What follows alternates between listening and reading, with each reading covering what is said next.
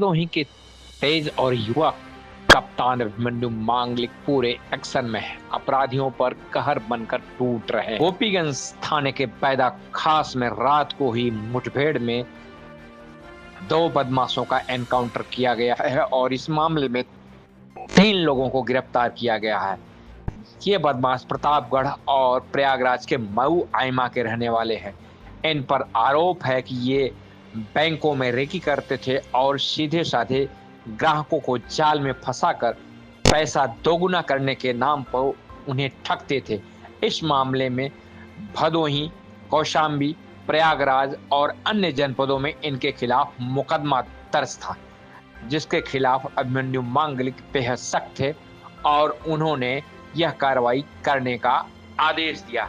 इस मामले में प्रतापगढ़ के सुनील कुमार सरोज निवासी कदमपुर रामपुर थाना कुंडा, दूसरे रमेश कुमार सरोज पुत्र तुलसीराम सरोज जुड़ावनी का पूर्वा थाना कुंडा प्रतापगढ़ और तीसरे मोहम्मद सुहेल अमन को परमेशपुर थाना मऊ एमा जनपद प्रयागराज से एनकाउंटर के बाद गिरफ्तार किया। इन अपराधियों को इलाज के लिए वाराणसी ट्रामा सेंटर भेजा गया है। इनके पास से 2 नाजायज 315 बोर का अवैध तमंचा और कारतूस बरामद किया है। पुलिस ने जब मुठभेड़ हुई तो आत्मरक्षा में गोलियां चलाई और बदमाशों ने भी जवाबी फायरिंग किया, जिसके बाद बदमाशों के पैरों में गोली लगी है। तेज समाचार के लिए प्रभुनाथ शुक्ला, भदोही। धन्यवाद।